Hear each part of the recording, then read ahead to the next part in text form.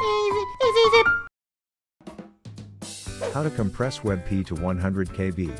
Go to ezyZip.com, then click on Compress Images, then navigate to Compress WebP to 100 KB. Click on Select WebP to compress to select the files you wish to reduce in size. It will list out the files you selected. You can adjust the max size, default is 100 KB, and resolution by clicking on the value and selecting a new value from the dropdown. Click on the green Compress button at the bottom to start the compression process.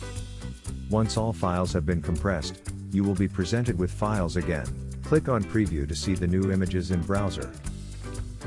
If you are happy with it, then click on Save to save the compressed files to your computer. It's that easy. I hope that helps. Please click the logo and subscribe. It would mean a lot to us.